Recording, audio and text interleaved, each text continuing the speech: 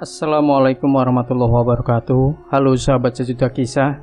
Senang sekali kami bisa kembali hadir bersama Anda. Tentunya seperti biasa kami akan menyuguhkan cerita-cerita misteri yang menarik untuk Anda simak. Dan untuk kali ini kami akan berbagi sebuah kisah nyata misteri yang berjudul Jimat Mata Panguluh untuk Perjudian. Wan, pulang sana. Tuh, istrimu dari tadi bolak-balik nyariin kamu, ujar Gani sembari mendorong tubuh Wawan yang duduk di sebelahnya. Raut kekesalan terlihat jelas di wajah Wawan. Bagaimana tidak, karena sudah dari tadi malam sampai siang ia berjudi, selalu tak pernah menang. Sudah sana-sini ia berhutang untuk modal judi, dan sekarang tak ada lagi yang mau memberikan hutangan padanya. Wawan keluar sambil mengempas pintu dengan kasar. Dasar si Wawan, istri sedang mengandung malah ditinggal berjudi. Lalu kau kira kita-kita ini bagaimana? Ujar Gani yang disambut gelak tawa teman-teman seperjudiannya. Wawan makin jengkel mendengar gelak tawa dari teman-temannya yang berada di dalam. Judi terus, bentak seorang wanita yang tengah hamil tua saat melihat Wawan berjalan pulang.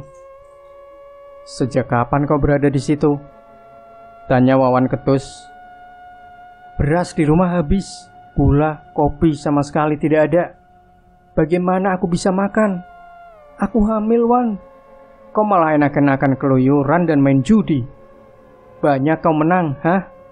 Kau kan bisa pinjam atau minta beras pada orang tuamu. Tidak mungkin mereka tidak mau memberi beberapa mo untuk kau. Apalagi mereka baru saja panen.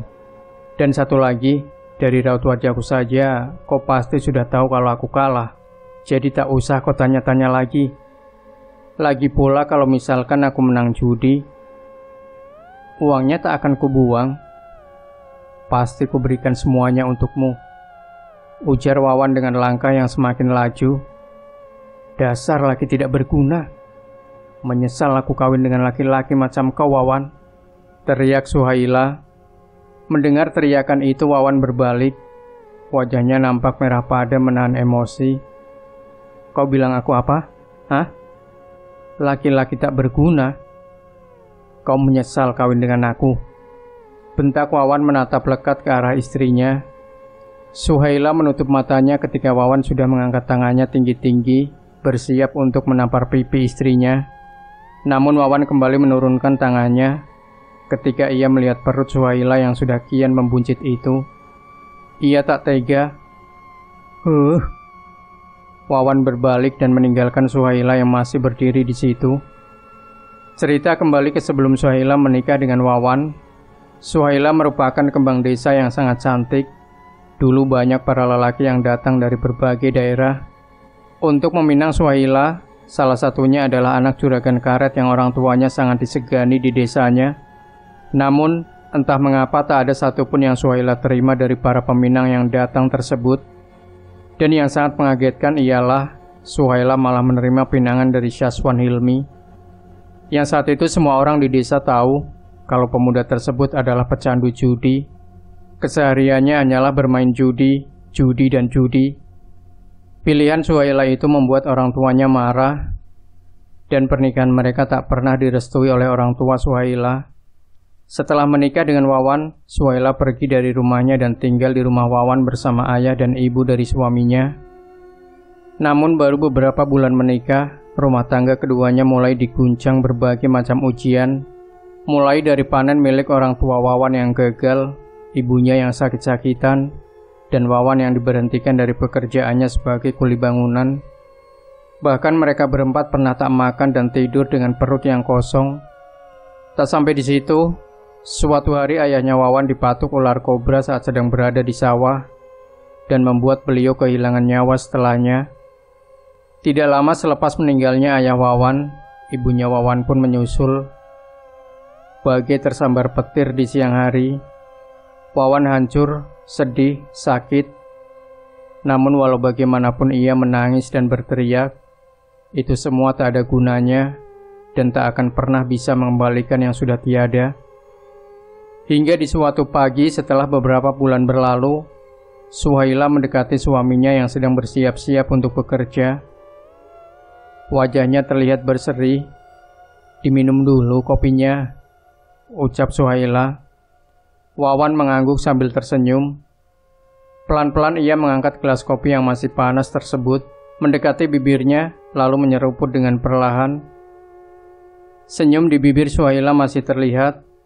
Dalam hatinya Wawan sangat bersyukur bisa menikahi gadis pujaannya itu. Karena sebab Suhaila lah dia bertekad untuk berhenti dan melupakan judi. "Sayang, kenapa senyum terus dari tadi?" tanya Wawan. Aku hamil," ucap Suhaila hati-hati. Mata Wawan terbelalak, senyumnya mengembang sangat lebar. Hatinya benar-benar bahagia sekali saat itu. "Berarti aku sebentar lagi akan jadi abah." "Bukan sebentar lagi, tapi sudah menjadi abah," ralat Suhaila. Wawan membungkuk, ia mengelurkan tangannya mengusap perut istrinya yang masih terlihat rata. "Abah berjanji akan lebih giat lagi bekerja untukmu dan Uma." Ucap Wawan sembari mencium perut istrinya. Suhaila tersenyum.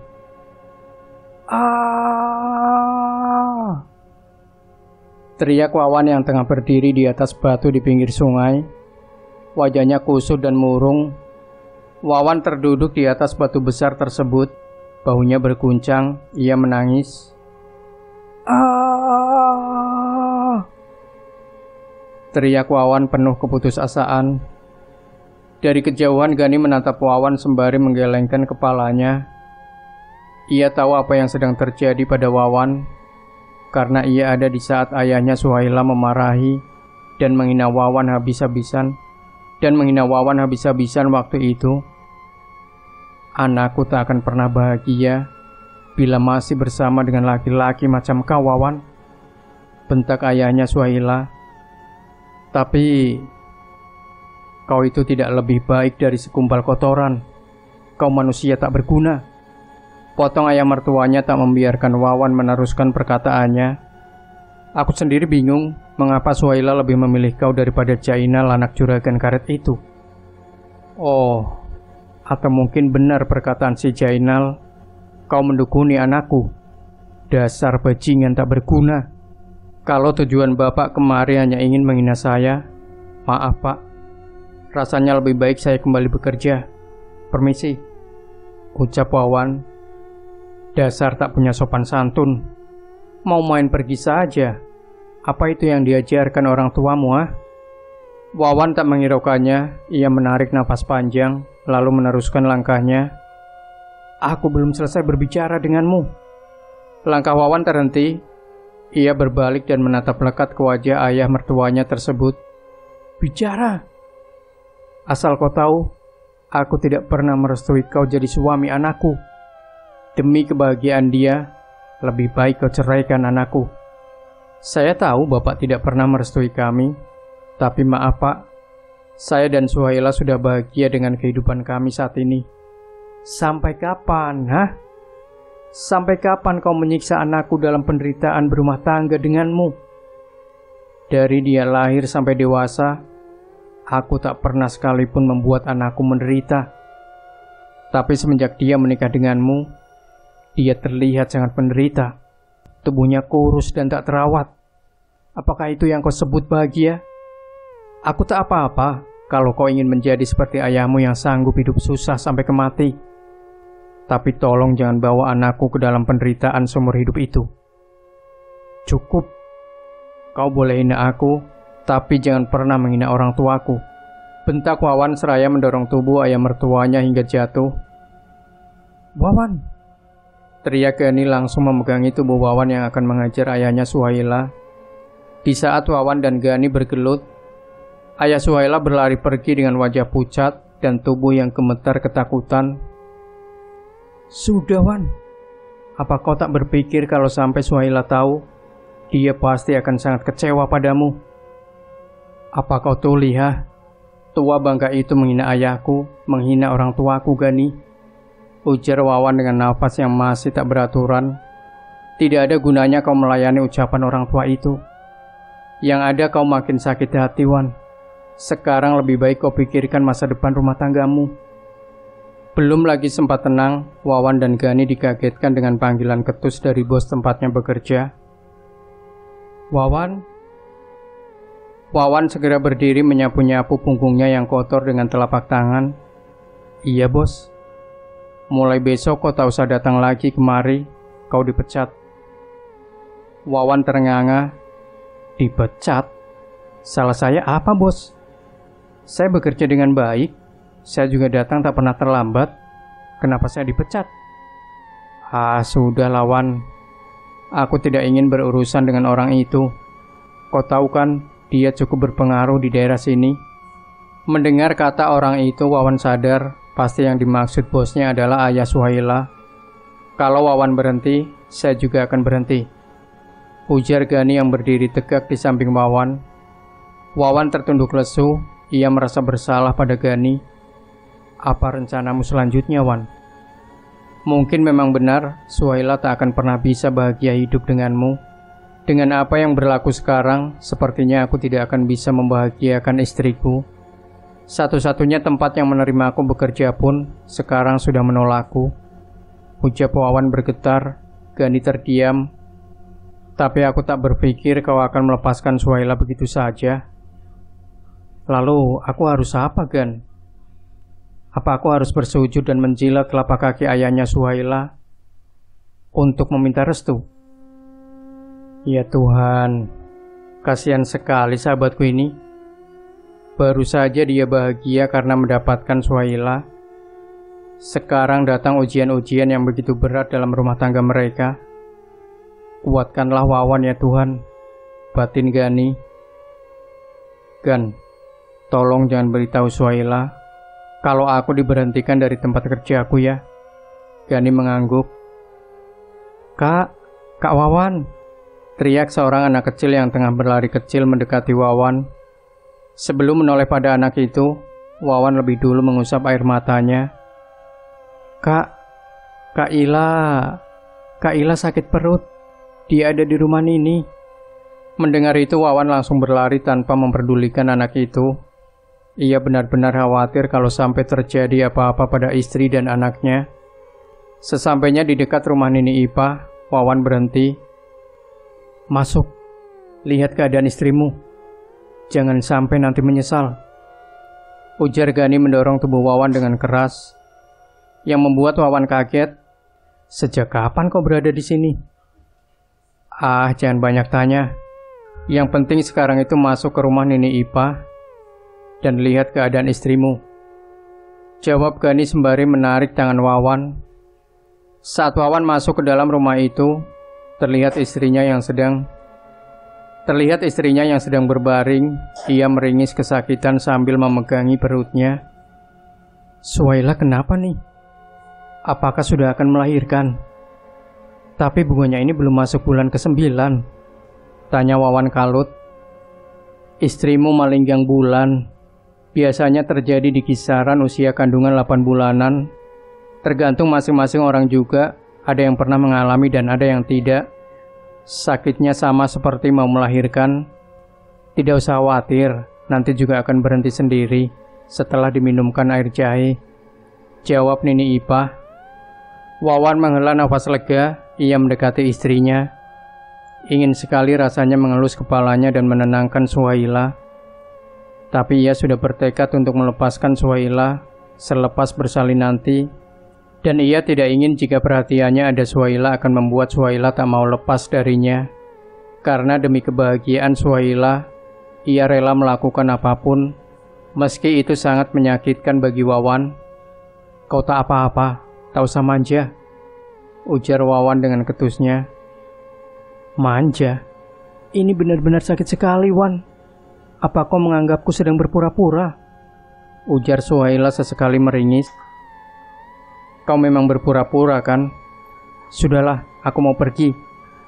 Lebih baik kalau kau nanti sudah selesai berpura-pura, kau pulang ke rumah orang tuamu. Karena selepas kau melahirkan, aku akan menjatuhkan talak padamu. Ujar Wawan tanpa melihat ke arah istrinya yang menahan tangis. Astagfirullahaladzim. Tidak baik berkata seperti itu, Wan. Istrimu itu memang benar-benar tengah kesakitan, Wan. Istighfar, Wan. Ya Allah, terus. Anakmu ini kenapa seperti ini? Ujar Nini Ipah sembari mengelus dadanya. Wawan berjalan keluar, membiarkan istrinya yang masih kesakitan berada di dalam rumah Nini Ipah. Namun baru beberapa langkah keluar dari rumah, Wawan dan Gani dikagetkan dengan Suhaila yang berjalan tertatih-tatih meninggalkan rumah Nini Ipah. Nenek itu memanggil-manggil Suhaila, namun wanita tersebut tak menghiraukannya. Air mata mengalir di setiap langkahnya yang tertatih. Wawan menatapnya dengan rasa khawatir, namun ia tak bisa mendekati istrinya. Ia takut jika itu ia lakukan akan menghancurkan tekadnya untuk melepaskan Suhaila. 2 bulan telah berlalu semenjak Suhaila pergi. Wawan jatuh sakit memikirkan anak dan istrinya. Ia tahu saat itu Suhaila dan anaknya sudah kembali ke rumah orang tuanya, dan ia yakin mereka akan baik-baik saja di sana. Tapi Wawan sangat rindu, dan rasa rindu itulah yang membuatnya jatuh sakit. Wan, tak ada gunanya kau melakukan semua ini kalau hanya akan menyiksa kau dan Suhaila. Kau harus pikirkan anakmu, anak kalian, ujar Gani. Mereka sudah bahagia di rumah ayah Suhaila, kan? Biarlah mereka tetap di sana, karena aku ingin melihat mereka bahagia tanpa aku. Kau salah, Wan. Justru kebahagiaan mereka adalah dapat bersama denganmu. Dan misalkan begini, meskipun Suhaila menikah lagi, belum tentu laki-laki itu akan menerima anakmu dengan ikhlas. Kau harus pikirkan itu, Wan. Jangan jadi pecundang. Bangkit, buktikan pada ayahnya Suhaila kalau kau pun bisa jadi orang sukses untuk anak dan istrimu. Wawan menghela nafas pendek. Kudengar Suhaila akan dikawinkan dengan Jainal. Kau tentu tahu kan siapa itu Jainal? Apa kau mau anakmu diasuh dan dibesarkan oleh laki-laki macam dia itu? Kali ini Wawan langsung bangun dan duduk menatap gusar pada Gani. Tidak mungkin Suhaila akan dikawinkan. Terserah kau mau percaya atau tidak. Yang jelas kabar itu yang kudengar, jawab Gani beranjak dari duduknya. Kau benar, Gan. Selama ini aku sudah banyak dosa pada istriku, pada anakku. Aku lebih memikirkan perkataan ayah Suhaila daripada istri dan anakku, ujar Wawan terisak. Gani menepuk bahu Wawan. Ia tahu apa yang dirasakan sahabatnya itu. Aku harus menemui Suhaila. Pergi dari rumahku, teriak ayah Suhaila mengusir Wawan yang masih berdiri di depan pintu rumah tersebut. Saya mohon, Pak, izinkan saya bertemu anak dan istri saya, Pak. Tidak, anakku bukan lagi istrimu. Bukankah kau bilang padanya kalau kau akan menjatuhkan talak setelah ia melahirkan? Saya terpaksa, Pak, isak Wawan. Kau dengar baik-baik, Wan. Aku tidak akan mengizinkan engkau bersama anakku, kecuali kau memberikan mahar 3 hektar tanah kosong dan 2 hektar persawahan. Kalau kau sanggup, aku akan mengizinkan kau bersama anakku, ujar ayahnya Suhaila. Wawan terdiam. Di saat ini jangankan berhektar-hektar tanah, untuk membeli beras saja ia sudah tak punya uang. Baik, saya menyanggupinya. Saya rela melakukan apapun untuk bisa bersama dengan anak istri saya. Ayah Suhaila tersenyum sinis karena ia tahu betul seperti apa ekonomi Wawan saat itu. Ya, lakukanlah. Tapi jangan salahkan aku kalau nanti kau gila karena memikirkannya, ujar ayah Suhaila sembari menutup pintu dengan keras saat Wawan sudah mundur beberapa langkah. Dengan langkah yang masih sempoyongan, Wawan berjalan menuju ke rumah Ongko Munir, orang yang berpengalaman dalam hal-hal gaib. Tok tok tok. Tangan Wawan sedikit gemetar ketika mengetuk pintu kayu yang sudah dimakan rayap tersebut. Permisi. Apakah ada orang di dalam? Tok tok. Tak ada sautan dari dalam. Wawan perlahan-lahan duduk di pelataran yang papanya sudah mulai lapuk dimakan usia. Wawan menyandarkan kepalanya di pintu. Ia merasakan kepalanya yang mulai terasa pening. Hingga tanpa sadar Wawan terlelap. Dan entah sudah berapa lamakah ia tertidur. Yang pasti saat ia terbangun, sudah ada Ongko Munir duduk di sebelahnya. Nampaknya kau menungguku cukup lama sampai tertidur. Ada apa? Dulu engkau pernah bercerita tentang mata Panguluh yang bisa dijadikan jimat untuk berjudi. Apakah itu memang benar kok? Ujar Wawan tanpa basa-basi. Ongko Munir menarik nafas panjang. Lelaki tua itu tidak serta-merta menjawab pertanyaan dari Wawan. Ia membetulkan letak duduknya, lalu mengikat rambut putihnya yang sudah mulai panjang. Kalau benar memangnya kau mau apa? Ujar Ongko Munir balik bertanya. Jika benar, saya mau mengambil matanya untuk dijadikan jimat. Jawab Wawan mantap. Tergelak Ongko Munir mendengar jawaban dari Wawan. Panguluh itu pintar dan juga kuat. Tidak akan mudah bagi siapapun menangkapnya. Taruhannya nyawa. Saya tidak peduli. Saya rela menukar nyawa saya demi anak dan istri saya. Jawab Wawan. Ongko Munir menghela nafas. Kalau memang kau sudah siap mati, lakukanlah. Tapi aku tidak akan membantumu. Saya juga tidak meminta bantuan seperti apa yang kau pikirkan. Saya hanya ingin tahu syarat dan tata cara mengambil matanya. Itu saja. Dan saya akan melakukannya sendiri. Pertama, kau tidak boleh takut dan sudah siap menghadapi segala kemungkinan yang akan terjadi. Kau juga akan membutuhkan humbang untuk mengambil matanya. Humbang itu pun hanya boleh kau tebas sekali dari bawah ke atas dengan panjang dari pergelangan sampai siku. Jangan sekali-kali kau menebas bambunya dari atas ke bawah, karena kalau sampai kau lakukan itu, kau akan masuk ke dalam alam mereka dan tak akan bisa kembali kecuali kau mencabut bambu yang menusuk matanya, tapi nyawamu jadi taruhan. Satu lagi, kalau Panguluh sudah berhasil kau lumpuhkan, biasanya Panguluh itu akan tahu niatmu, dan mereka akan membenamkan wajahnya ke tanah, melindunginya dengan lidah mereka. Karena itulah kau harus membalikkan tubuhnya, agar kau bisa mengambil matanya.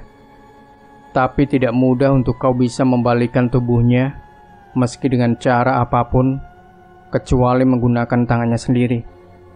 Oleh karena itu, kau harus memotong tangannya. Gunakan tangan itu untuk membalikkan tubuhnya. Lalu setelah matanya kau dapatkan, simpanlah di dalam kain putih. Dan kalau kau ingin berjudi, kantongi saja mata tersebut. Ujar Ongko Munir. Wawan terdiam. Pasti akan sangat sulit baginya bisa mengalahkan manusia jadi-jadian itu. Mereka kuat dan pintar bersembunyi. Dan biasanya kalaupun ada orang baru meninggal, mereka akan pergi manesek, berpesta dengan memakan bangkai dan menjilati damur orang yang meninggal bersamaan.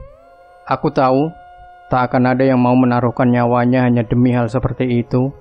Yang jelas, tidak akan mungkin bisa kau dapatkan. Kata Ongko Munir membuat kaget Wawan yang tengah melamun. Saya diam bukan berarti saya mundur, tapi saya sedang memikirkan bagaimana cara menangkap salah satu di antara panguluh-panguluh itu. Ujar Wawan. Ya, terserahlah. Kau yang punya rencana, lakukanlah. Tapi perlu kau ingat, seandainya kau berhasil mendapatkan mata panguluh tersebut, pasti keluarganya tak akan tinggal diam, dan mereka akan mencarimu. Krit. Wawan kembali terdiam ketika Ongko Munir sudah masuk ke dalam rumahnya. Lelaki tua itu tinggal sendiri di rumah kecil tersebut. Ia tak punya anak istri ataupun keluarga. Wawan pun berjalan pulang. Di tengah jalan ia bertemu Aziz, salah satu teman perjudiannya.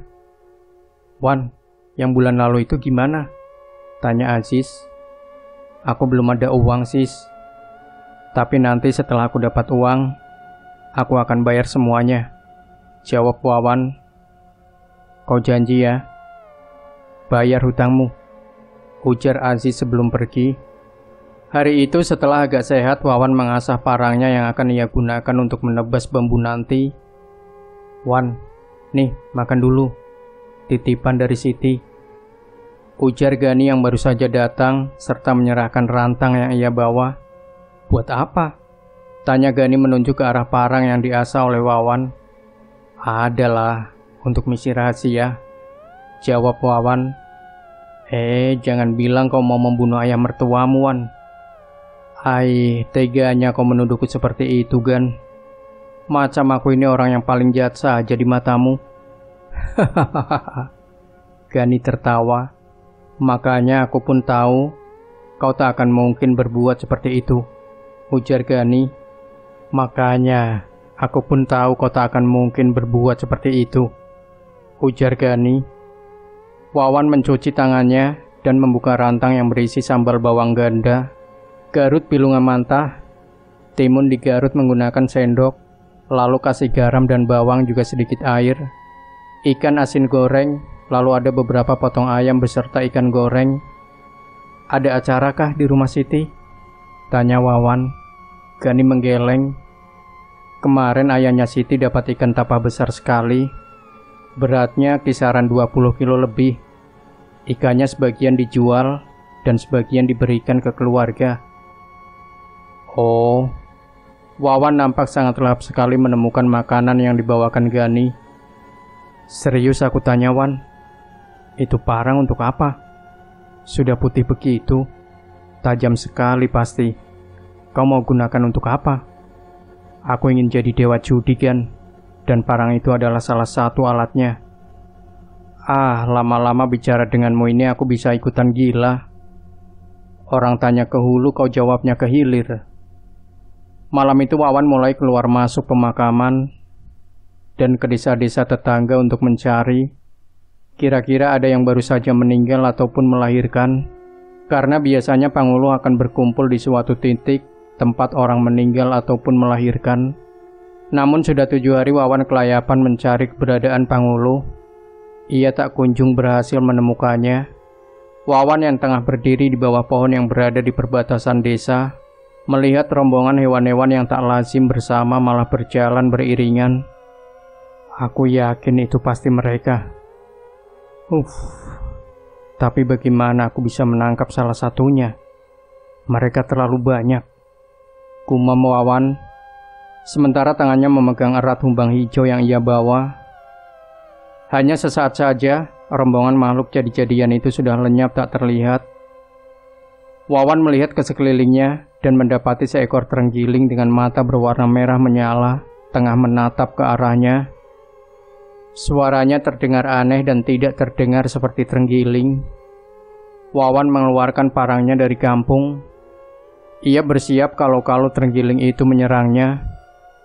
Dan benar saja, makhluk itu tiba-tiba menyerangnya dengan cepat. Akan tetapi Wawan kewalahan karena sisik terenggiling tersebut sangat kuat dan tak bisa ditembus oleh parangnya. Beberapa bagian tubuh Wawan sudah berdarah akibat serangan membabi buta dari makhluk itu. Namun ia tetap bertahan hingga cerak. Terenggiling tersebut berhasil ditebas oleh Wawan. Pada saat ia lengah, cepat-cepat Wawan mengambil tanah dan memasukkannya ke dalam lukanya agar luka itu tak bisa sembuh dengan cepat. Dengan cepat Wawan meraih humbangnya dan langsung menusukkannya pada mata terenggiling jadi-jadian itu. Dan benar saja perkataan Ongko Munir, lidah makhluk itu langsung melindungi bagian muka dan kepalanya. Ia juga membenamkan wajahnya ke tanah. Karena panguluh yang Wawan temui itu terenggiling, maka ia sedikit kesusahan untuk memotong tangan makhluk tersebut. Ia mencoba membalikkan tubuh panguluh itu. Namun benar seperti apa yang dikatakan oleh Ongko Munir, tak peduli sekeras apapun ia berusaha agar terenggiling itu terlentang, ia tetap tak bisa melakukannya.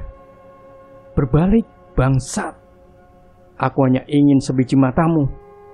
Bentak Wawan yang sudah mulai emosi, sembari memukul-mukul makhluk tersebut.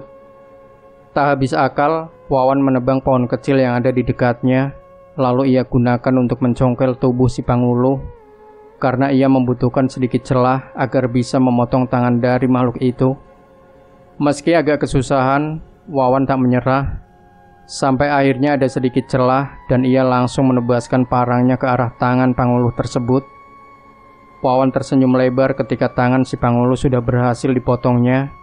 Tak menyia-nyiakan kesempatan yang ada, Wawan bergegas menelentangkan tubuh si Panguluh menggunakan tangannya sendiri. Dan benar saja, tubuh makhluk itu dengan mudah ditelentangkan.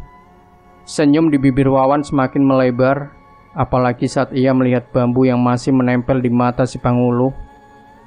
Wawan menghela nafas. Ia ragu untuk mencabut bambu tersebut. Ia sedikit takut kalau makhluk itu masih bisa melukainya.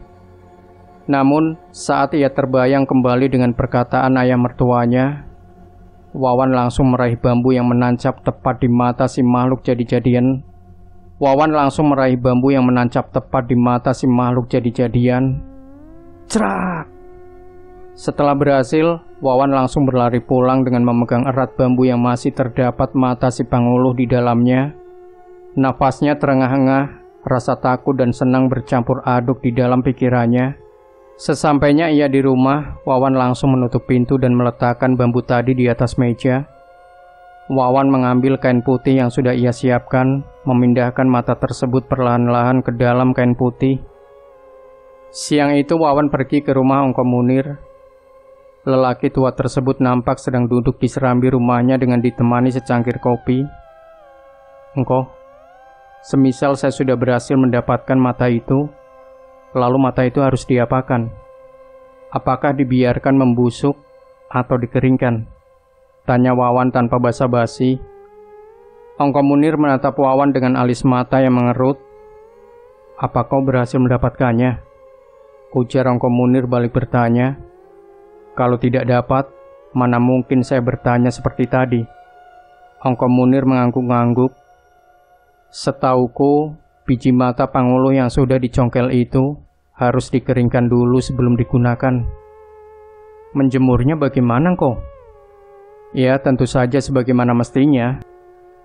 Matanya kau bungkus dengan kain putih, lalu gantung dimanapun, yang penting tidak diganggu hewan. Kalau malam kau bawa masuk ke dalam rumah, jangan dibiarkan di luar." Wawan mengangguk mengerti. "Baiklah kok. Kalau jimat judi ini berhasil, saya tentu tidak akan melupakan engkau," ucap Wawan menatap serius pada Ongko Munir. "Soal aku bisa kapan-kapan, kalau kau sudah tunaikan keinginanmu, kau bisa ajak aku minum arak." "Pasti kok, jangan khawatir." "Baiklah, kalau begitu saya permisi pulang dulu," kata Wawan. 7 hari telah berlalu. Malam itu Wawan berjalan dengan senyuman di bibirnya. Rupanya Wawan menuju ke sebuah acara wara di desa tetangga, dan biasanya di malam-malam acara tersebut pasti diadakan dadu gurak. Wawan duduk di salah satu tenda perjudian. Ia memasang taruhan dengan sejumlah uang yang didapatkan dari berhutang pada Gani. Wawan bersorak kegirangan ketika ia selalu saja bisa menebak angka yang dikeluarkan oleh kocokan dadu tersebut. Dengan kemenangan yang selalu saja berpihak padanya, hanya sebentar saja ia sudah mengantongi uang jutaan rupiah.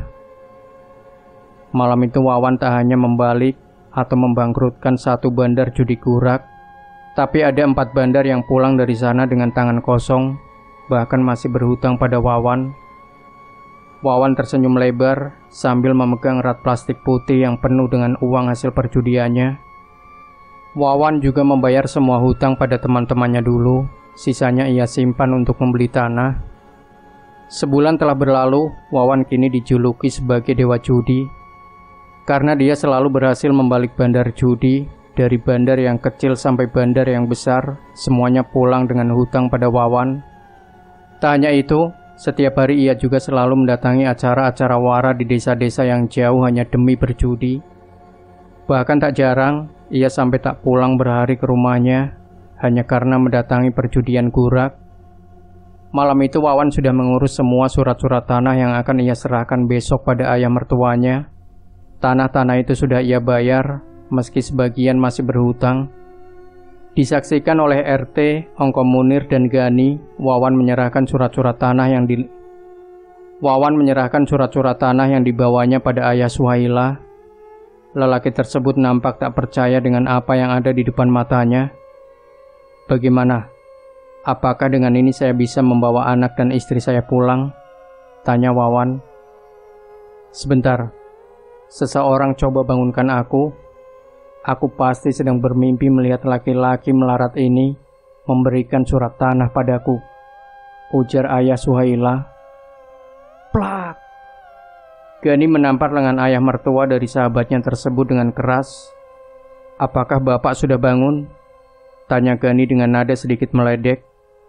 Ayah Suhaila tak bisa berkata apa-apa. Ia benar-benar tak menyangka jika laki-laki yang selama ini dia remehkan malah berhasil memenuhi tantangan mustahil yang ia berikan. "Ini pasti palsu. Kau jangan coba-coba menipuku." Wawan tersenyum sinis selalu berkata, "Anda adalah orang yang terpelajar dan disegani. Tentunya orang seperti Anda ini bisa membedakan mana surat yang palsu dan asli. Periksalah lebih detail." "Itu asli, Pak. Saya sendiri ada menyaksikannya sewaktu serah terima surat tanah tersebut," ujar Pak RT menimpali. Ayah Suhaila terdiam 1000 bahasa dengan mata yang masih lekat menatap surat-surat tanah itu. "Seperti janji yang sudah kita sepakati, bagaimana Pak? Apakah saya sudah boleh membawa anak dan istri saya untuk pulang ke rumah?" Ayah Suhaila tak serta-merta menjawab. Ia langsung berdiri dan membawa masuk surat-surat tanah yang diberikan oleh Wawan. Gani hendak mencegah, namun dihalangi oleh Wawan. Tak berapa lama Suhaila keluar sambil menggendong anaknya. Wawan menatap dua orang yang dia cintai.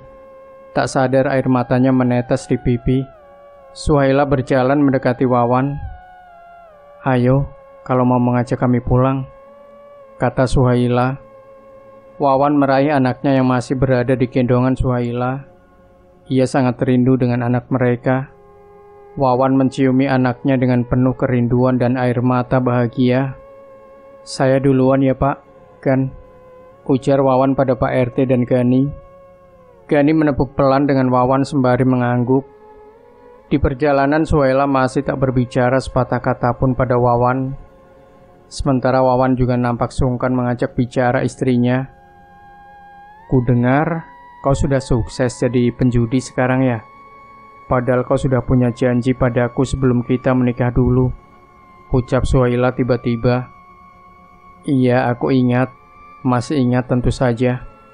Tapi mau bagaimana lagi? Keadaan memaksaku. Ayahmu..." "Iya, aku tahu.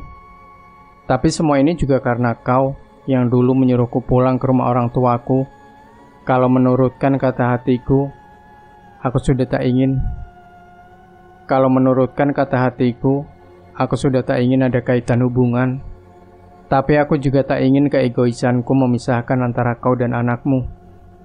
Wawan menghela nafas panjang. Sesal yang ia rasa membuatnya terasa sedikit sesak bernafas. "Berarti aku sudah tidak ada di hatimu?" Suhaila berbalik dan menatap Wawan dengan lekat. "Entahlah, aku tak yakin." "Apa kau sudah berhubungan dengan Jainal?" tanya Wawan. "Bicara apa kau ini? Sama sekali tak ada hubungan antara aku dan Jainal." "Syukurlah kalau begitu," ucap Wawan lega. Malam itu Wawan membelikan berbagai macam makanan untuk dia dan istrinya. "Aku mau meminta izinmu karena aku akan berjudi sampai semua hutangku lunas dan aku bisa mengumpulkan sedikit demi sedikit modal usaha untuk kita. Aku sangat berharap kau izinkan." Suhaila terdiam sesaat, matanya lekat menatap nasi di dalam piring. "Memangnya berapa hutangmu?" "Kalau bagiku sangat banyak," jawab Wawan tak mau memberikan jumlah hutangnya. "Baiklah, aku mengizinkan tapi hanya sampai kau dapat membayar hutang-hutangmu dan menyimpan sebagian untuk modal usaha kita. Tidak boleh lebih dari itu. Wawan tersenyum, ia langsung mengecup kening istrinya, lalu melanjutkan makannya. Malam itu sangat dingin sekali. Beberapa lapis selimut tipis masih terasa sangat menusuk hingga ke tulang. Biasanya jika seperti itu adalah ciri-ciri ada orang yang akan meninggal dunia di desa tersebut.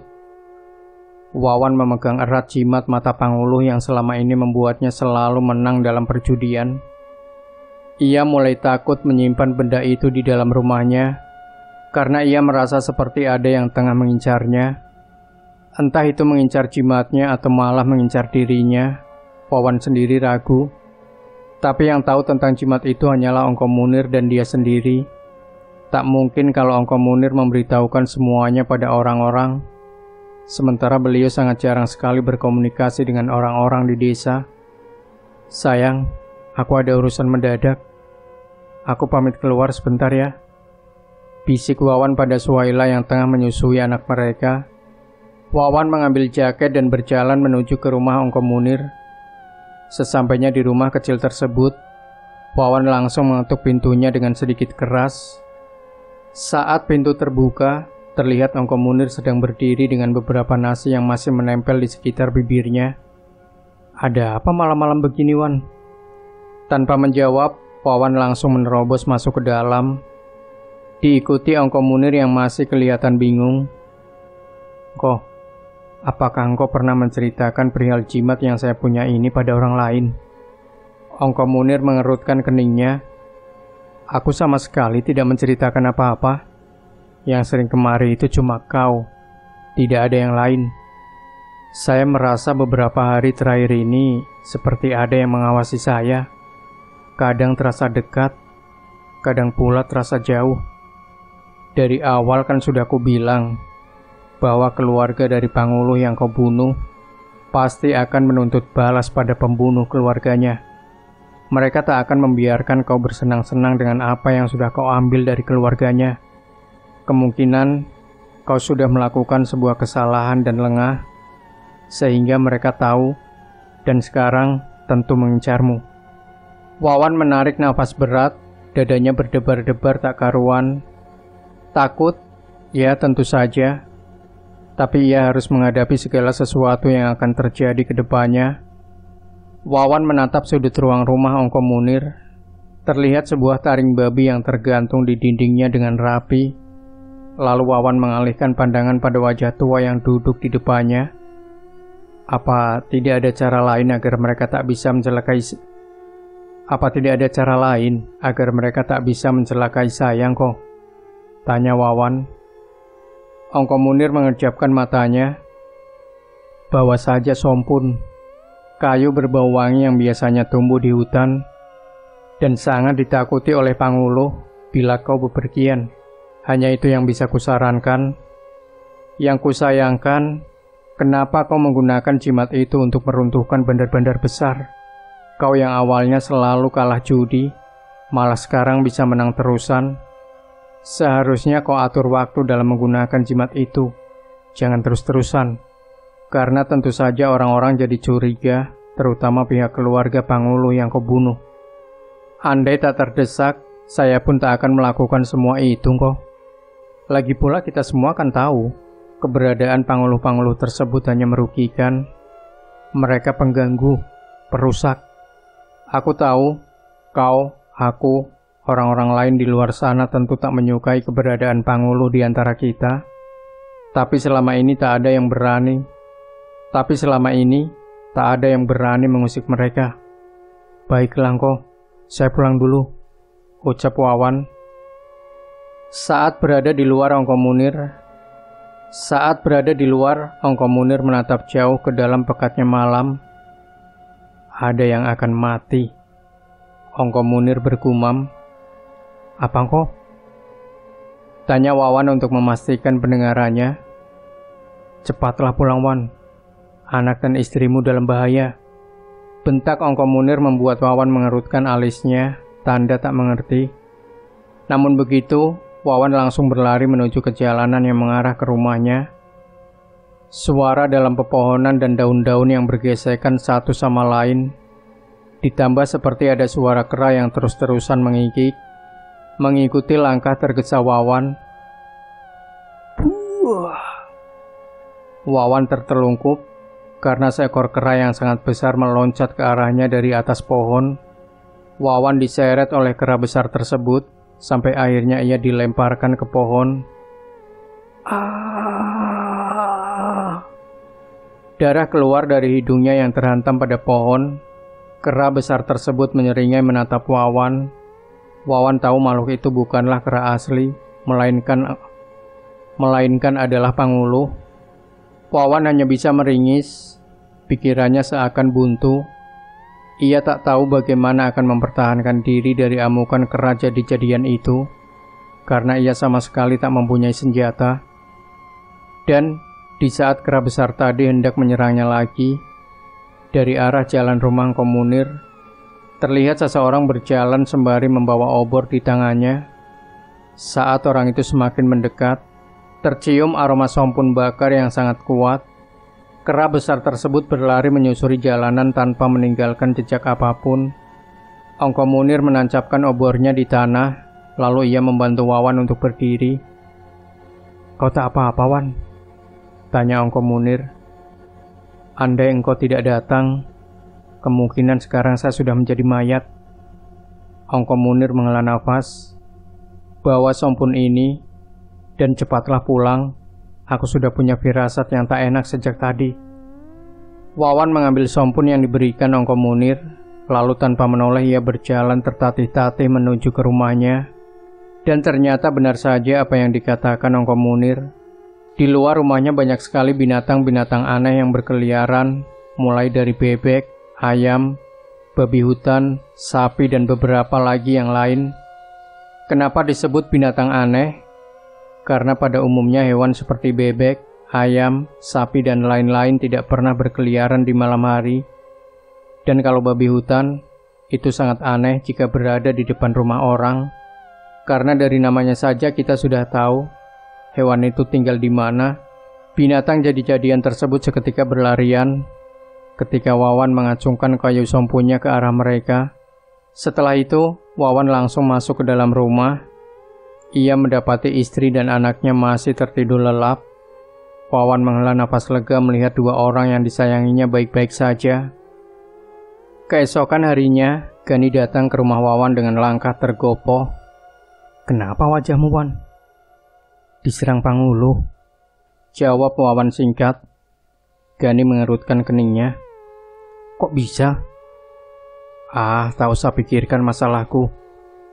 Kau sendiri, ada apa kemari?" "Engkom Munir meninggal. Bagian dadanya seperti dicabik-cabik oleh sesuatu," ujar Gani. Raut wajah Wawan seketika berubah. Ia benar-benar tak menyangka. "Jangan bercanda kau, Gan. Soalnya tadi malam aku ke rumah Engkom Munir, dan saat aku pulang dia baik-baik saja," ujar Wawan berbohong. Mayatnya ditemukan puluhan meter dari rumahnya oleh Mang Juman, orang yang sering lewat sana untuk menyadap karet. Wawan menelan liurnya yang terasa keluh, tenggorokannya juga terasa sangat kering dan sakit. "Wan, kau tak apa-apa?" tanya Gani seraya menepuk tangan Wawan yang masih terpaku. "Wan," panggil Gani sekali lagi. Iya, kenapa?" ujar Wawan balik bertanya. "Kau melamun. Ada apa memangnya, Wan? Ada masalah apa? Coba ceritakan. Siapa tahu aku bisa bantu." Wawan menatap sahabatnya itu, tapi ia masih enggan untuk menceritakan yang sebenarnya. Ia takut kalau Gani akan bernasib sama dengan Engkom Munir. "Tak ada apa-apa, Gan. Aku hanya tak menyangka jika Engkom Munir sudah meninggal. Rasanya aku masih tak percaya. Karena tadi malam beliau..." Wawan tertegun. "Firasat itu," gumamnya. "Apa?" "Gan." "Iya." Panguluh bisa tahu kan kapan ada orang yang akan meninggal?" tanya Wawan. Gani mengangguk. "Ya, itu bukan rahasia lagi. Semua orang tahu kalau Pangulu mempunyai firasat tentang kematian. Makanya kalau ada yang akan meninggal, mereka pasti sudah berkerumun di rumah orang tersebut. Berarti, gumam Wawan. Dari tadi kau bicaranya terputus-putus. Coba bicara yang jelas, ujar Gani. Tadi malam saat aku diserang Pangulu kera, aku ditolong oleh Ongko Munir. Beliau membawa obor dan sompun yang sudah dibakar. Lalu setelah Pangulu kera itu pergi, beliau menyuruhku pulang, dan beliau berkata tentang firasatnya yang tidak enak. Ayah, sebelum aku pulang dari rumahnya, beliau juga berkata kalau akan ada yang mati. Tapi saat ku berjelas lagi, beliau malah membentakku kan. Aku mulai berpikiran kalau Ongko Munir itu adalah salah satu di antara mereka. Bisa jadi, mungkin karena sebab itulah orang-orang desa mengucilkan beliau. Tapi kalau Pangulu kan takut dengan sompun. Nah, kenapa Ongko Munir malah memegangnya? Astaga, jadi kau belum tahu? Ujar Gani balik bertanya. Apa? Pada umumnya Pangulu bisa menyentuh sompun dan mencium aromanya. Hanya saja kalau itu mereka lakukan, mereka akan melemah. Kepala mereka akan sangat-sangat pusing, sakit, dan menjadikan mereka tak bisa mencium aroma danurnya orang mati. Tapi efek itu hanya bersifat sementara. Kenapa kau tahu banyak tentang makhluk itu? Apa jangan-jangan kau juga salah satunya?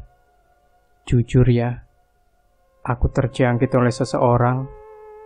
Tapi jangan khawatir, sekarang aku udah sembuh, ujar Gani. Kau serius?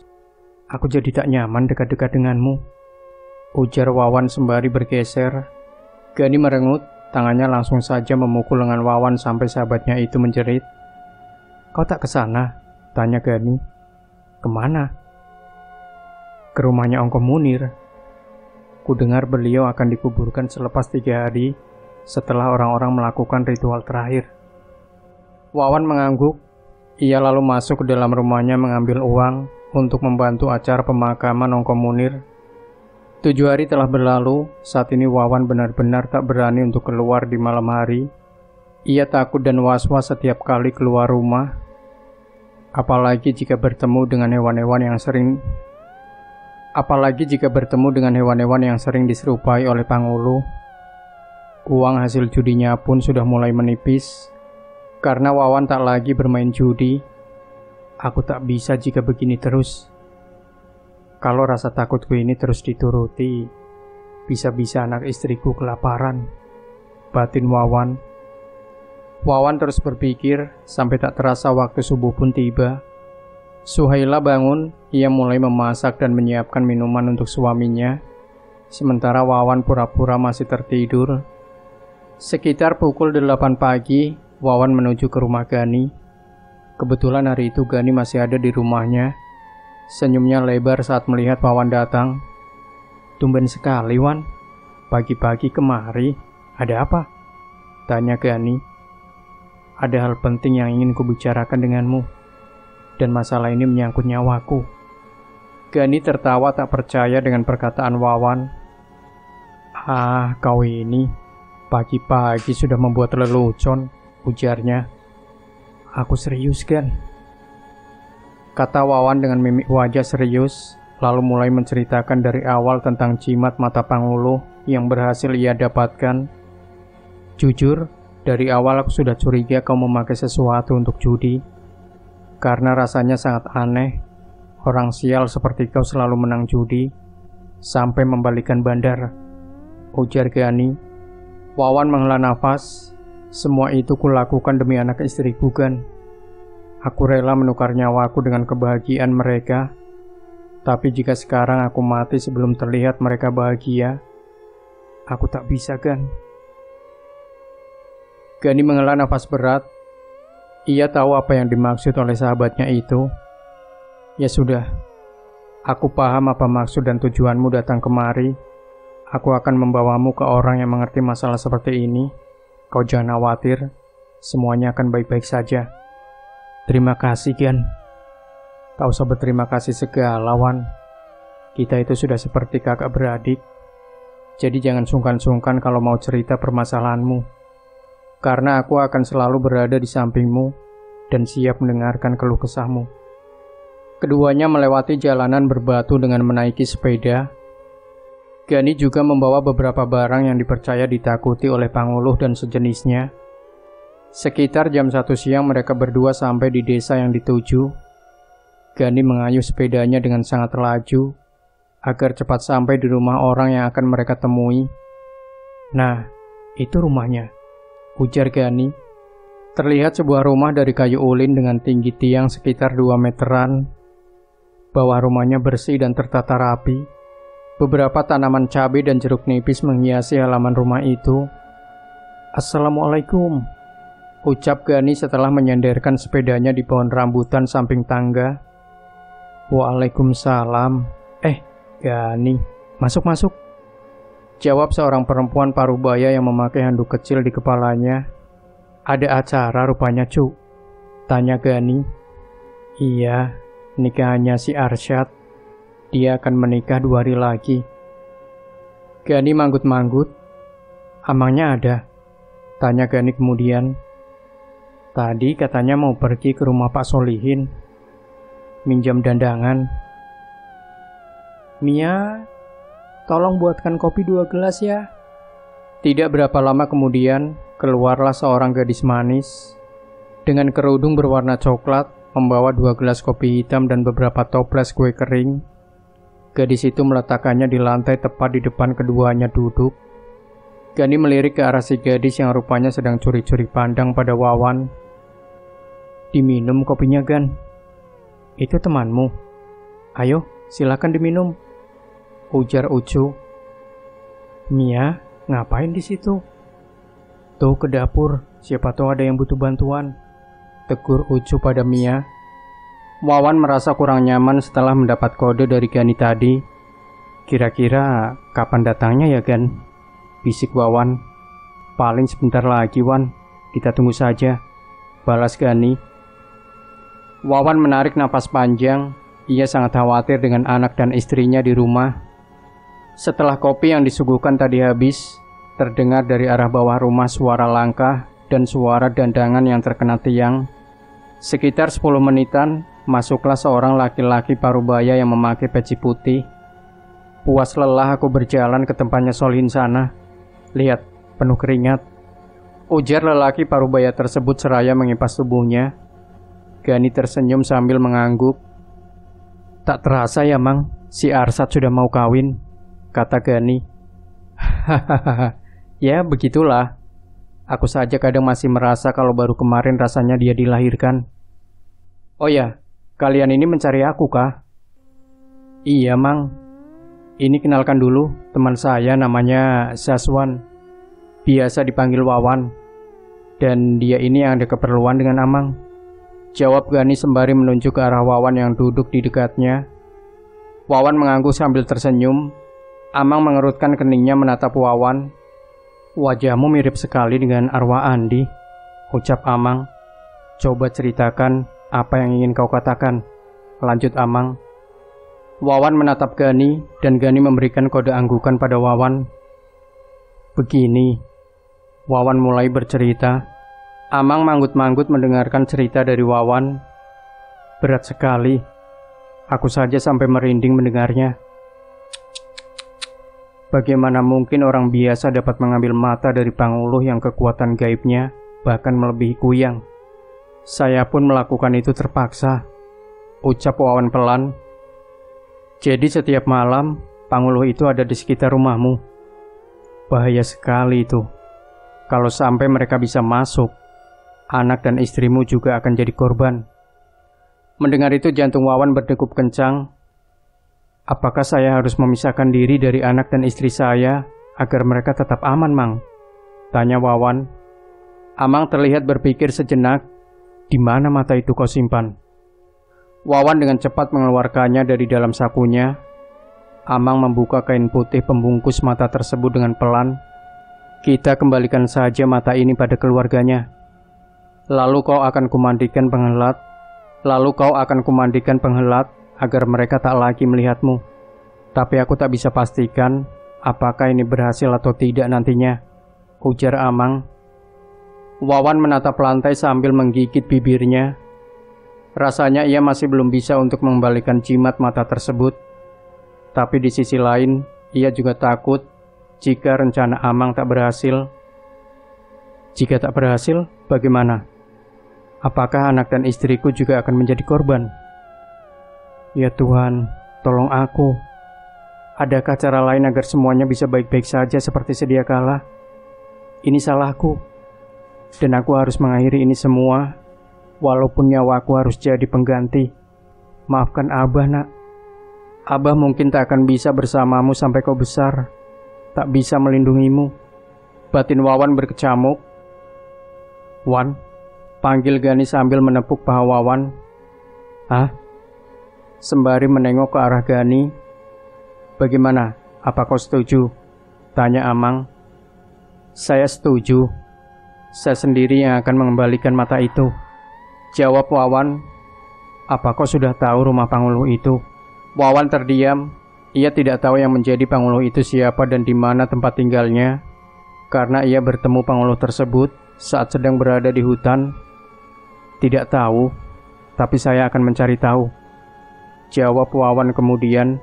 Amang menggeleng. Kau jangan pergi, karena yang mereka incar adalah kau dan keluargamu, kata Amang. Kau di rumah saja, Wan. Biar aku yang berangkat ke desa-desa sekitar untuk mencari tahu Panguluh itu, ujar Gani dengan mantap. Tapi aku tidak bisa membiarkan kau pergi sendirian, Gan. Aku tidak ingin kau bernasib seperti Ongko Munir. Jangan keras kepala, Wan. Kau di rumah saja, jaga anak dan istrimu, biar aku yang pergi. Ini semua salahku. Akulah yang seharusnya pergi, bukan kau. Aku tidak akan membiarkan kau pergi, Wan. Kau dengar sendiri kan, Amang melarang kau pergi mencari tahu Panguluh itu, bentak Gani. Sudah cukup aku melibatkan kau dalam masalahku, Gan. Dan sekarang biarkanlah aku menyelesaikan masalahku sendiri. Aku titip anak dan istriku, ucap Wawan. Gani mencengkram leher baju Wawan dengan gusar. Asal kau tahu, Wan, masalahmu itu berarti masalahku juga. Dalam kondisi seperti inilah harusnya teman saling bantu. Dan aku katakan sekali lagi, aku yang akan pergi mencari tahu tentang Panguluh itu, dan kau jaga anak istrimu di rumah, ujar Gani sembari melepaskan cengkeramannya di leher baju Wawan. Tapi aku tidak ingin mendengar apa-apa lagi darimu. Pokoknya, kau harus menuruti apa yang aku katakan tadi. Jadi, Mang, seperti apa rincian rencana yang Amang pikirkan? Ujar Gani. Kau cari tahu dulu siapa Panguluh itu, dan kalau sudah dapat, kau beritahu aku, biar selebihnya aku yang akan menyelesaikan, kata Amang. Gani mengangguk. Baiklah kalau begitu, saya rasa lebih cepat lebih baik.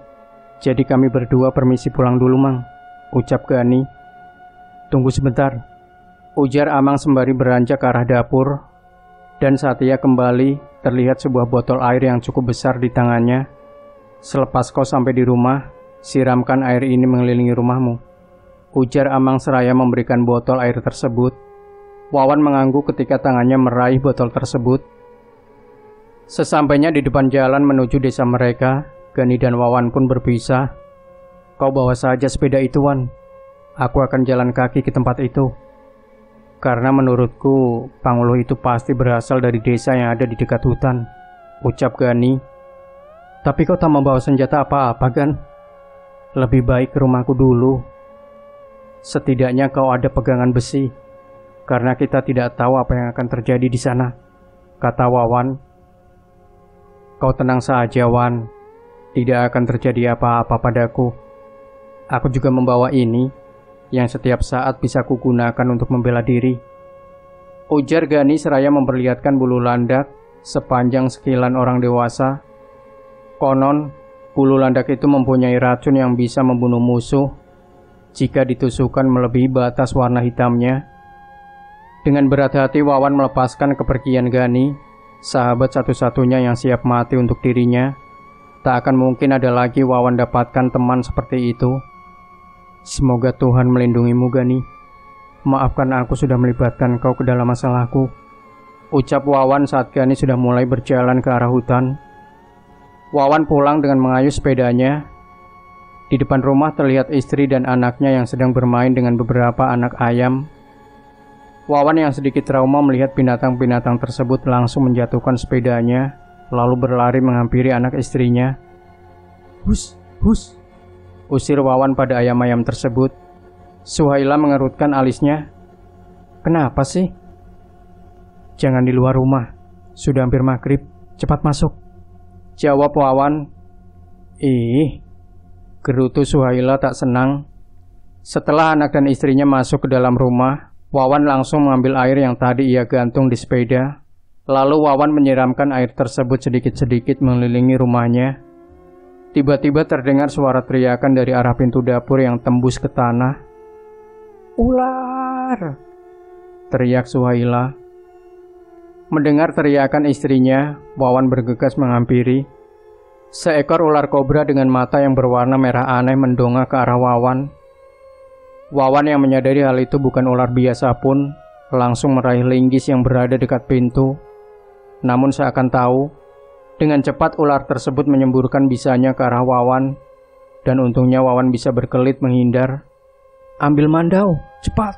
suruh Wawan pada Suhaila yang masih berdiri mematung. Bergegas Suhaila melangkah masuk ke dalam rumah untuk mengambil mando suaminya yang terpajang di dinding. Saat ia kembali ke dapur, ia melihat ular tersebut seperti berdiri setinggi pinggang, saling berhadapan-hadapan dengan Wawan, hingga membuat Suhaila kaget dan mandonya terlepas dari pegangan. "Mandaunya Suhaila!" gentak Wawan yang masih lekat menatap gerak-gerik ular tersebut dengan kewaspadaan yang tinggi. Tangan Suhaila bergetar meraih mando tersebut, lalu menyerahkannya pada Wawan yang segera mengambilnya. "Maju kalau kau ingin mati!" bentak Wawan pada ular kobra tersebut sambil mengacungkan mandonya yang mengkilat. Ular itu berdesis dan menjatuhkan dirinya, namun matanya masih lekat menatap ke arah Wawan. "Masuk Suhaila, jaga anak kita," perintah Wawan. Kau harus hati-hati," ujar Suhaila bergetar. Setelah istrinya masuk, Wawan segera menutup pintu dapur. Lalu ia menggiring ular jadi-jadian tersebut ke arah belakang rumah yang banyak terdapat pepohonan. "Aku tahu kau bukan ular asli. Sebelum kau kubunuh, lebih baik sekarang kau pergi dan jangan pernah mengganggu keluargaku lagi." Ular itu berdesis sambil merayap mendekati Wawan. Wawan yang sedari tadi sudah siaga langsung mengayunkan mandonya ke tanah. Namun sayang, tebasan mando itu hanya terkena tanah karena si ular jadi-jadian berkelit dengan cepat. Berkali-kali Wawan berusaha menebas ular tersebut, namun gerakan si ular sangat lincah hingga sangat susah untuk mandonya mengenai tubuh ular kobra tersebut. Malam sudah tiba, Wawan sedikit kesusahan karena tak ada penerangan di situ. Dan entah dari mana tiba-tiba datang seekor anjing hitam dengan mata berwarna merah menyerang ular kobra itu. Anjing tersebut menggonggong dan mulai melompat-lompat di sekitar ular kobra. Beberapa kali ular itu terkena gigitan dari si anjing hitam yang entah dari mana datangnya. Nafas Wawan terengah, kakinya mundur beberapa langkah saat terdengar desisan ular mendekat ke arahnya. "Siapapun kau, aku ucapkan terima kasih padamu," ujar Wawan sebelum pergi. Semakin malam udara makin dingin menusuk sampai ke tulang. Riuh gemuruh angin menerpa atap-atap rumah penduduk yang sebagian terbuat dari daun. Wawan duduk di ruang utama rumahnya, matanya lekat menatap ke arah pintu. Saat itu ia sangat risau memikirkan tentang Gani. Bagaimana keadaan Gani sekarang, dan apakah ia sudah berhasil mendapatkan informasi tentang Panguluh yang Wawan ambil matanya dulu? Entahlah. Yang pasti Wawan sangat berharap Gani baik-baik saja. "Wan, ini aku Gani. Aku tidak bisa masuk ke dalam. Tolong keluar sebentar," ujar suara dari arah luar. Wawan beranjak dari duduknya. Ia sedikit ragu apakah yang berada di luar itu benar-benar Gani atau bukan. Wawan menyingkap tirai dan mengintip di celah jendela. Dan benar saja, di Di luar terlihat Gani sedang berdiri sambil memegangi lengannya yang sepertinya terluka. Kringit. Astaga, Gani, kau terluka. Kau kenapa, Gan? Ayo masuk ke dalam, ajak Wawan. Tidak, aku mampir sebentar saja, Wan. Panguluh yang matanya kau ambil itu ternyata adalah orang desa sebelah. Dia sudah mati karena luka yang ada di tubuhnya tak bisa disembuhkan. Malam itu mereka pulang manasek, dan kebetulan Panguluh itu ketinggalan jauh dari rombongan lainnya. Kalau ku dengar mereka sangat dendam denganmu, cerita Gani. Kalau masalah dendam mereka pada aku sudah tahu, kan. Lalu sekarang bagaimana rencana selanjutnya? Tanya Wawan. Besok kita pikirkan, Wan. Aku capek sekali malam ini, ujar Gani. Saat Gani akan pergi, Wawan teringat sesuatu saat melihat lirikan mata sahabatnya tersebut. Gan. Iya, ujar Gani seraya memalingkan wajahnya ke arah Wawan. Kaukah anjing hitam yang membantuku tadi? Tanya Wawan pelan terdengar ragu. Kau bicara apa, Wan? Sudah aku pulang dulu. Wawan merebahkan tubuhnya di atas lantai, matanya menatap langit-langit. Apakah benar Gani sudah sembuh? Jangan-jangan Gani masih menjadi bagian dari panguluh-panguluh itu, batin Wawan. Sayang, kenapa kau tidur di luar? Tanya Suhaila pada Wawan. Tadi malam rasanya panas sekali, makanya aku tidur di sini biar ada udara yang berganti, jawab Wawan sekenanya. Suhaila mengerutkan keningnya. Panas? Kau mau makan apa? Biar aku saja yang masak hari ini ya, ujar Wawan. Suhaila tersenyum. Terserah kau saja, mau masak apapun pasti enak, jawab Suhaila. Wawan pun bergegas ke dapur, membuka pintu dapur dan jendela agar cahaya matahari dari luar masuk ke dalam. Saat sedang asik memasak, Wawan mendengar panggilan dari arah luar. Masuk saja, Gan, aku di dapur. Masak kau rupanya, Wan, ujar Gani terlihat lebih segar. Tak seperti biasa, pagi itu Gani sengaja duduk di atas kursi. Pagi itu Gani sengaja duduk di kursi yang tidak terlalu jauh dari pintu dapur. Kenapa kau di luar, Gan? Ayo masuk, kita makan sama-sama. Aku di sini saja, Wan, jawab Gani sambil tersenyum. Setelah menyiapkan makanan untuk istrinya, Wawan langsung keluar menemani Gani. Wah, jantung pisangnya besar sekali, tegur Gani. Mendengar itu Wawan langsung berbalik. Mana? Tidak ada pisang di sini, ujar Wawan. Itu, Wan, kelihatannya enak sekali. Sayang di pagar. Plak. Sebuah tamparan mendarat di lengan Gani. Kau ini kenapa, ha? Tanya Wawan. Gani terkesiap. Maaf, aku berhayal. Kukira kau kemasukan, ujar Wawan. Hehehe, maaf. Oh ya, kemarin itu aku belum sempat ke rumahnya Amang. Jadi rencananya hari ini aku akan berangkat ke sana. Kau mau ikut? Amang siapa? Tanya Suhaila yang baru masuk ke dapur. Amang yang di kampung sebelah itu. Kau pun kurasa tak kenal dengan beliau, jawab Wawan sedikit gugup. Suhaila meletakkan gelas minumnya, lalu menatap Wawan dengan kening yang mengerut. Jangan-jangan kau ingin melamar anak gadis dari si Amang-Amang itu? Astagfirullah, bicara apa kamu ini? Mana ada aku mau melamar anak gadis beliau, kenal pun tidak. Lagi pula, aku sudah punya istri. Aku kesana murni ada yang diurus. Sama sekali tak ada hubungannya dengan masalah kamar. Sama sekali tak ada hubungannya dengan masalah melamar anak gadis orang, kata Wawan. Gani menutup mulutnya dengan tangan kirinya, seperti menahan gelak tawa. Kau juga satu, kenapa ketawa? Ada yang lucu, ujar Suhaila menatap pada Gani. Gani langsung membetulkan letak duduknya dan memasang wajah serius. Maaf Ila, aku sedang sakit gigi, ucap Gani pelan dengan wajah menunduk. Kau mengajak suamiku ke rumah si Amang-Amang itu buat apa? Ada yang kami urus lah, sungguh. Ya walaupun memang si Amang punya anak gadis yang cantik dan sepertinya memang tertarik dengan suamimu. Tapi, ujar Gani sengaja menggantung kalimatnya. Wajah Suhaila merengut menatap Wawan. Kau ini Gan, bicara yang bukan-bukan. Sumpah sayang, tak ada apa-apa. Itu hanya karangan Gani.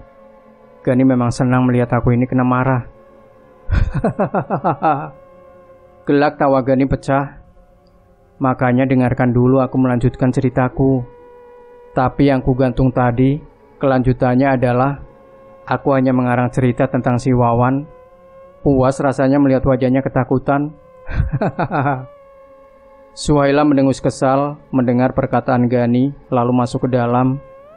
Dasar sialan Kogan, sungut Wawan setelah istrinya masuk. Wawan, sebaiknya kau tunggu saja kami di sini. Karena kalau mereka melihatmu, pasti semuanya akan jadi kacau, ujar Amang. Tapi, Wan, potong Gani sembari menggelengkan kepalanya. Baiklah, aku akan menunggu kalian di sini, ucap Wawan. Hari itu juga, Gani dan Amang pergi menaiki sepeda. Sementara Wawan hanya bisa menatap keduanya sampai lindung oleh pepohonan. Kau sudah ceritakan semuanya pada mereka? Tanya Amang pada Gani. Belum, mereka tak marah pada aku, karena aku sama seperti mereka. Aku hanya bertanya sedikit-sedikit. Kebetulan aku dan si Mati pernah satu arah sewaktu manesek, jawab Gani. Apa temanmu tahu kalau kau masih jadi bagian dari Panguluh? Belum, aku tak berani mengatakannya. Sulit, Mang. Sangat sulit bagiku untuk berhenti berhubungan dengan orang-orang yang menjadi Panguluh. Makanya aku sangat susah untuk kembali hidup dengan normal. Tak apa, jika kau masih bisa mengontrol nafsumu untuk tidak memangsa orang hidup. Rasanya sudah sangat sulit untuk mengontrolnya. Tapi meski begitu, aku masih selalu berusaha. Tadi saja aku hampir memangsa temanku sendiri. Untungnya Wawan tak curiga sedikit pun. Setelah masalah ini selesai, kau harus benar-benar disembuhkan, ujar Amang. Tiba-tiba Gani menghentikan sepedanya. Beberapa kali Gani menggeleng-gelengkan kepala dan memicit-micitnya. Kepalaku pusing. Sepertinya ada orang yang baru meninggal. Ini panggilan Manesek, gumam Gani sembari terus memukul kepalanya. Sadar Gan, sadar, berpikir. Gani terjatuh ke tanah dengan tangan masih memegangi kepalanya. Tubuhnya gemetar. Keringat mengucur deras dari tubuhnya. Dan tak berapa lama tubuh Gani terdiam tak bergerak. Melihat keadaan Gani yang sudah seperti itu, Amang berusaha untuk membuat Gani tersadar, namun sia-sia. Tahu jika Gani sudah berangkat, Amang langsung menyeret tubuh Gani ke tepi jalan setapak dan menutupinya dengan daun. Amang lalu menunggu beberapa meter dari tubuh Gani. Seekor anjing hitam bermata merah mendekati Amang. Kau jangan main-main, Gani. Jangan hendak menyerangku kalau kau tak ingin sakit, bentak Amang. Anjing hitam itu menunjukkan giginya sepintas, seperti menyeringai.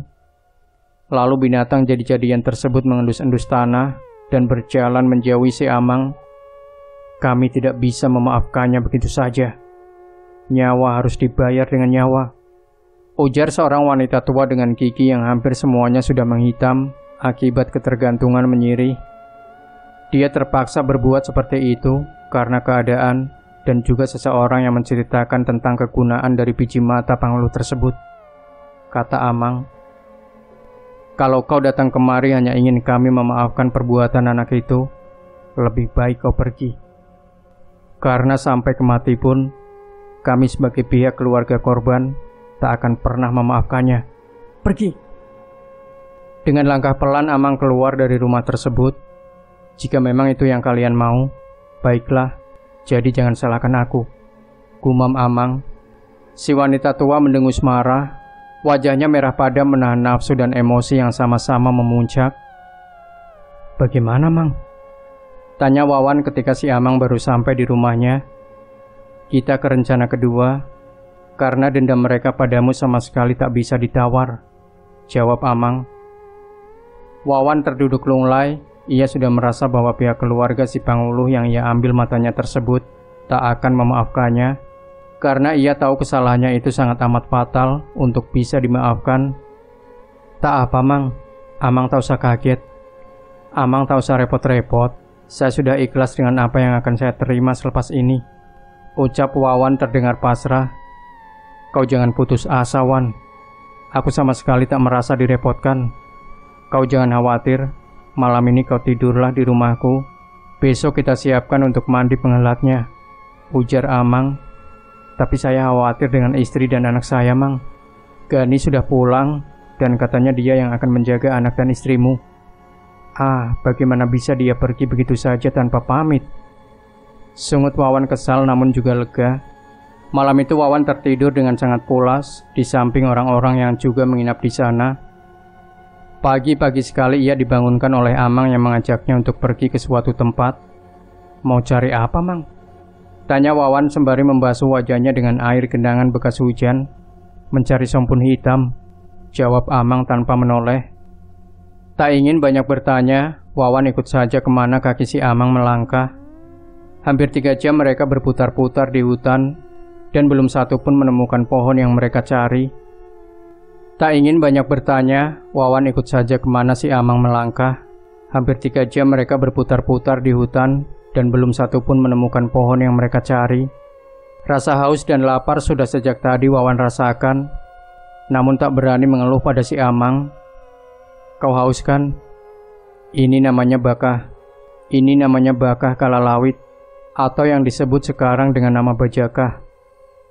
Akar ini sangat bagus untuk kesehatan. Terutama kita tak perlu membawa bekal air dari rumah kalau mau pergi ke hutan, tapi cukup cari akar ini dan tebas seperti ini.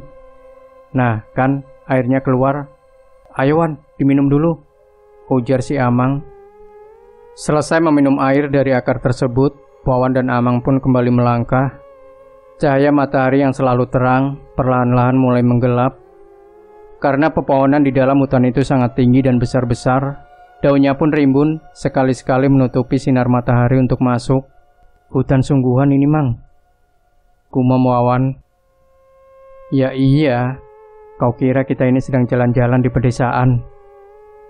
Iya memang pedesaan, tapi desanya para halus.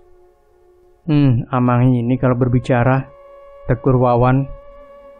Bulu-bulu kuduknya mulai merinding saat terdengar suara air dari arah depan. Nah, itu mata air yang kucari. Akhirnya selama berjam-jam kita berjalan, kita berhasil menemukan sumber air itu. Air yang konon adalah tempat mandinya para bidadari. Bukankah cerita seperti itu hanya karangan saja? Terserah apa katamu. Yang pasti air itulah yang sering kami gunakan untuk mandi, dengan niat dan tujuan yang berbeda-beda. Dan lagi tidak sembarang orang yang bisa menemukan air tersebut, selain orang-orang yang sudah diizinkan. Langkah Wawan terhenti saat melihat sumber air di depannya. Air terjun setinggi 7 meter dengan 7 anak tangga alami yang terbuat dari batu. Airnya bersih dan bercahaya. Aku sudah 3 kali ke tempat ini, ujar Amang sembari membasuh wajahnya dengan air. Saat Wawan mencelupkan tangannya ke dalam air, terasa berdenyut menjalari nadinya, membuat Wawan sedikit kaget dan segera menarik tangannya dari dalam air. Kau merasakannya, Wan? Tanya Amang. Ya, seperti ada sesuatu yang berjalan. Sekarang lepaskan pakaianmu, kau masuklah ke dalam air. Berdoa dan ucapkan niatmu. Hilangkan semua rasa gundah dan kekhawatiran yang ada di hatimu. Nanti, kau akan merasakan sesuatu yang tak biasa setelahnya, ucap Amang seraya berjalan menjauh. Wawan masih terpaku diam di tempatnya semula. Ia ragu dan juga takut. Butuh beberapa waktu untuknya menghilangkan semua perasaan anehnya. Saat Wawan mulai masuk ke dalam air, ia merasakan kakinya seperti kesemutan. Dan saat air sampai ke bagian pinggangnya, Wawan merasakan suhu air kembali menjadi sangat dingin. Lalu saat Wawan sampai ke tengah, ia merasa suhu air kembali menghangat. Entah kenapa Wawan merasa sangat mengantuk. Anehnya saat ia mulai tertidur, Wawan seperti bermimpi melihat 3 orang perempuan berpakaian putih sedang menari-nari di hadapannya. Kulit ketiga wanita itu bersih dan bercahaya. Lekuk tubuhnya membuat Wawan hampir tergoda.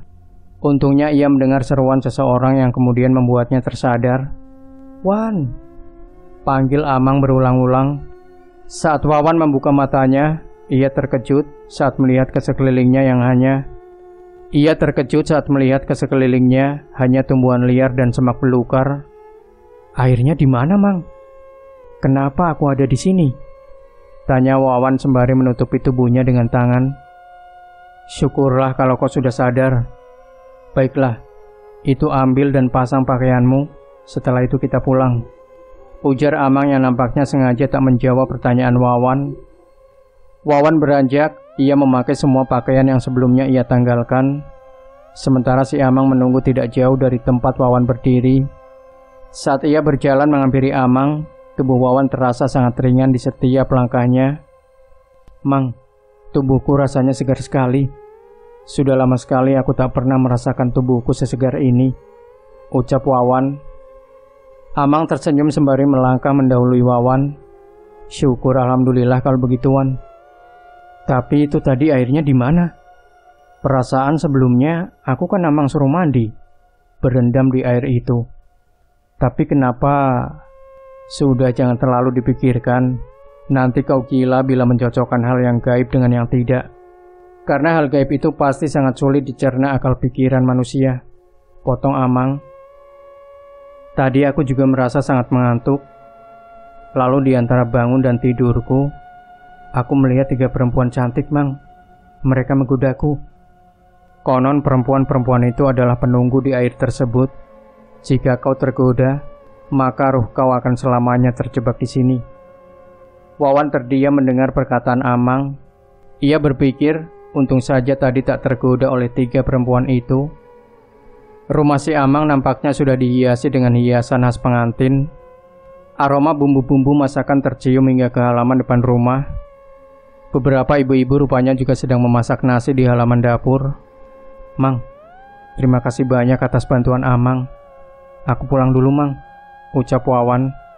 "Jangan pulang duluan. Masuk, makan dulu ke dalam. Kita tadi sudah berjalan sangat jauh, dan tentu kau juga lapar kan?" Wawan tak mampu menolak ajakan si Amang, bukan hanya karena ia tak enak hati, tapi perutnya pun juga benar-benar lapar. Setelah selesai makan, Amang mengajak Wawan untuk ke teras rumah. Ia mengeluarkan bungkusan putih dari kantongnya. "Ambillah, Wan, ini milikmu," ucapnya. Alis Wawan berkerut melihat benda itu. "Loh, bukannya mata ini sudah Amang kembalikan ke keluarganya?"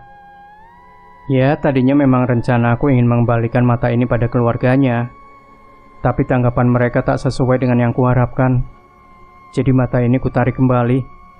Apa boleh aku menggunakannya, Mang?" "Itu terserah padamu, Wan."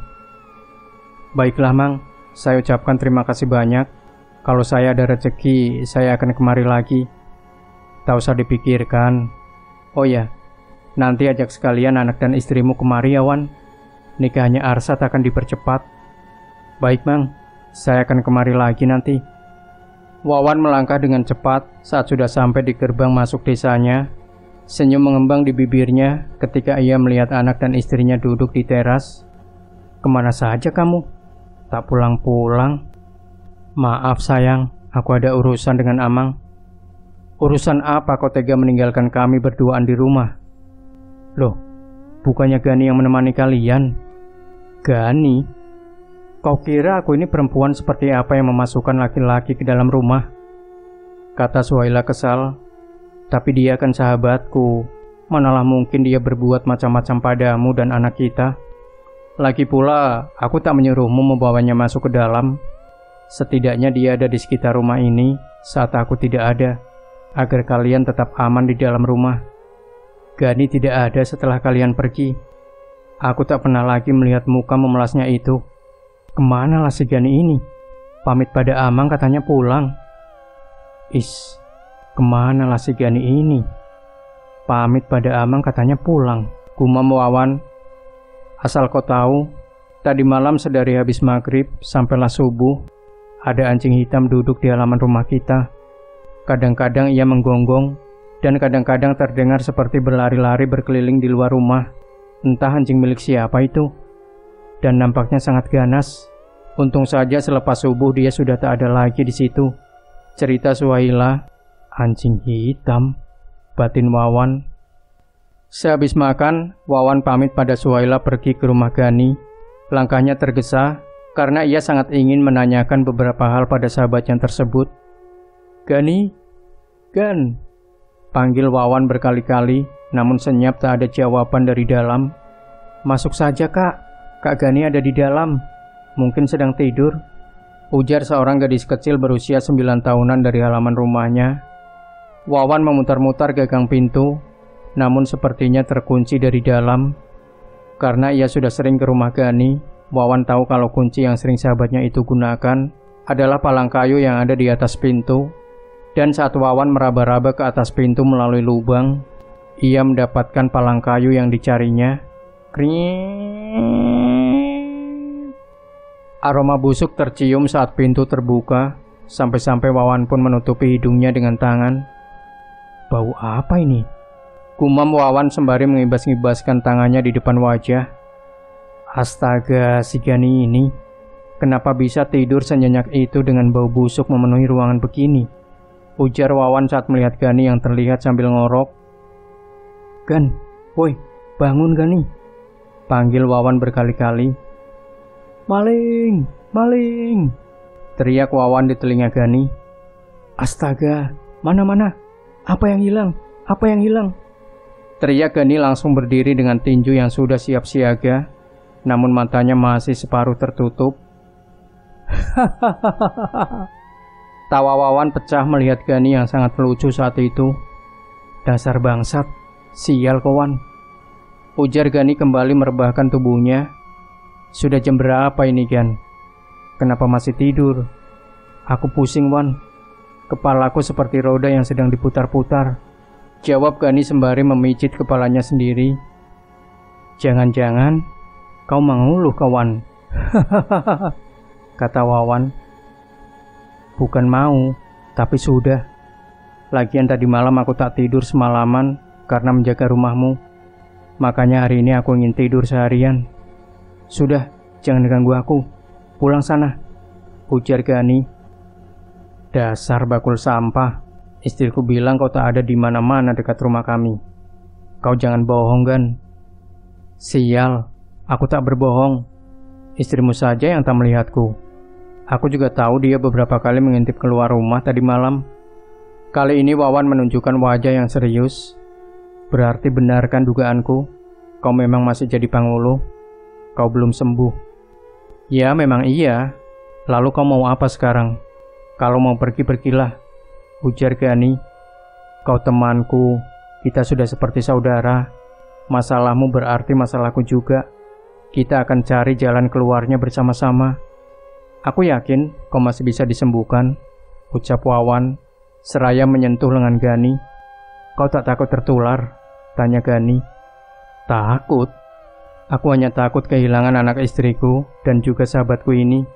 Yang lain, selain Tuhan aku tak takut apapun, jawab Wawan memeluk Gani. His, jijik Wan, bentak Gani memukul pelan kepala Wawan. Oh ya, kata Amang, nanti kita pergi ke nikahannya Arsyad. Aku juga akan membawa Suhaila dan anakku. Kau mau ikut sekalian kan? Iya, tapi sekarang aku mau tidur dulu. Tidurlah, jawab Wawan. Bagaimana bisa aku tidur kalau mulutmu itu tak bisa diam? Sungut Gani. Hahaha. Ya sudah, nanti kau ke rumahku ya, aku tunggu. Aku tak bisa masuk ke dalam rumahmu karena air yang diberi oleh Amang waktu itu, Wan, ujar Gani jujur. Wawan menarik nafas panjang. Kini ia tahu arti air yang diberikan oleh si Amang waktu itu. 5 bulan telah berlalu, kehidupan Wawan dan Suhaila sudah kembali normal. Wawan juga sudah tak lagi menggunakan jimat mata pangulu itu setelah ia berhasil membangun usaha kecil-kecilan di rumah dan di pasar. Gani berjualan sembako dan juga beras di pasar, sementara Suhaila berjualan di rumah. Dan Wawan, ia kini memiliki usaha sendiri, yakni bertukang, dan memiliki 8 anak buah yang setia. Gani pun sudah sembuh dan bisa hidup normal kembali. Itu terbukti ketika ayah Suhaila meninggal, Gani pun ikut melayat tanpa merasakan sakit apapun. Demikian sahabat Sejuta Kisah, jangan lupa tinggalkan komentar Anda, like, share video ini, subscribe channel Sejuta Kisah, dan kembali nantikan cerita-cerita misteri terbaru dari kami. Wassalamualaikum warahmatullahi wabarakatuh.